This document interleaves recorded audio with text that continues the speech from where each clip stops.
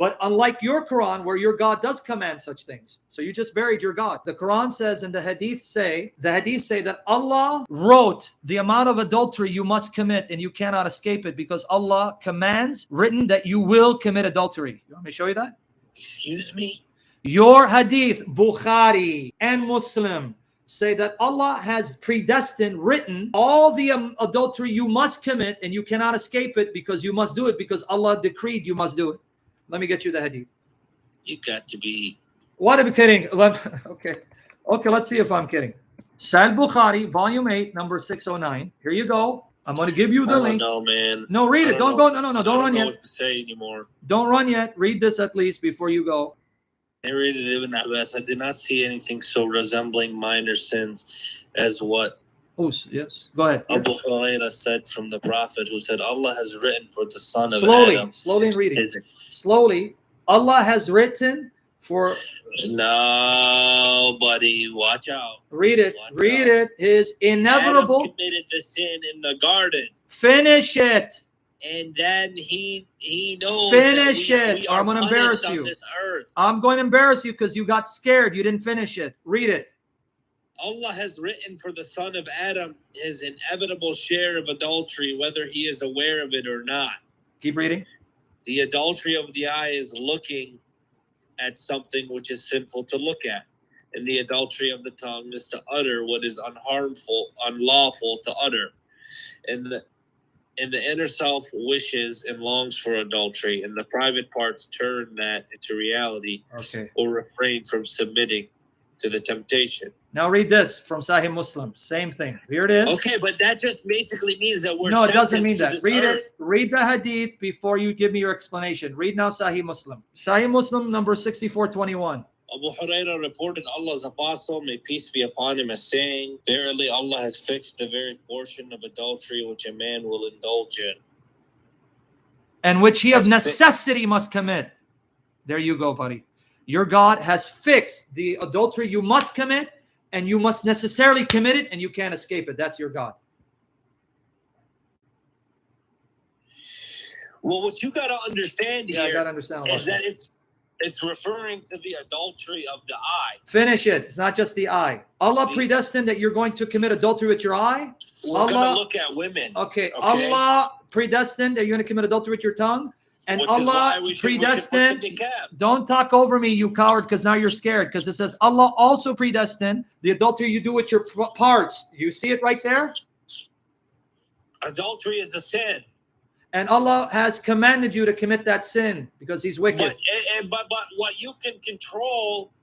You can't control anything if Allah has decreed that you will commit adultery. Don't tell me you can control what Allah has predestined you for. So what was that about my Bible? Your God is in the business of making you adulterous. A man has a choice whether he's going to cheat on his wife or not. No, not according to this. It said Allah has fixed and you must necessarily commit it. It doesn't say that. Okay, let me read it again. Hold on, so that everyone can see again. So you're ashamed of Allah. Abu Hurairah reported Allah's apostle as saying, verily Allah has fixed. You're not interpreting it correctly. Yeah, do you think you need to take a break now? I think you're tired, my friend. You can come back some other day. What do you think? We've covered enough today. I agree, but I want to finish this very point, and then I want to close it up. Why do you think that Allah is essentially forcing people to commit adultery? Because let me read the text again. Here, let me tell you why I think. Allah has fixed the very portion of adultery which a man will indulge in and which he of necessity must commit. That's why. The adultery of the eye is the lustful look, and the adultery of the tongue is the licentious speech. The heart desires and yearns, which the parts may or may not put into effect. So exactly. Allah has even fixed whether you're going to use your parts. Allah has fixed even whether you're going to use your parts to act on the adultery or not. Exactly. Okay. So yes. Jihad. So if Allah has fixed that you're going to use your private part to commit adultery, that means He made you commit adultery. You're okay with that? Well, isn't it Jesus the one who says who looks at a woman is adultery? That's why Jesus condemned your God as Satan. Exactly. Jesus says if you lust for a woman, you commit adultery. That means all of the Quran is not the God revealed in Jesus. All of the Quran is Satan. Listen to this. Listen to this. When you say that Allah will force us to commit adultery with our sight, that is not only your sight. It doesn't just say sight.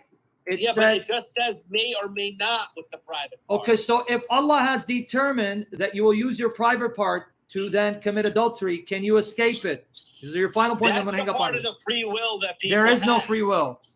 Stop lying. That doesn't exist in Islam. Go to chapter 4, verse 24. Also forbidden are married women except female captives in your possession.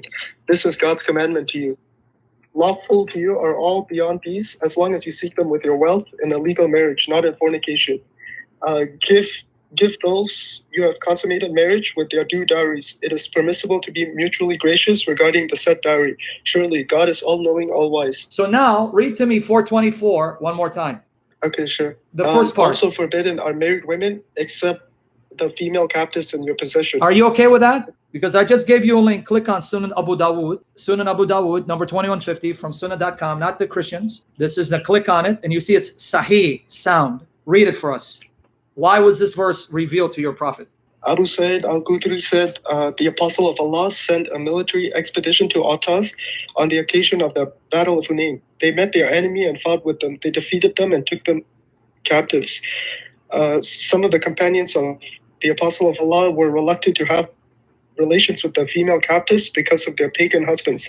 So Allah, the Exalted, sent down the Quranic verse, and all married women are forbidden unto you, save those captives whom your right hand possesses.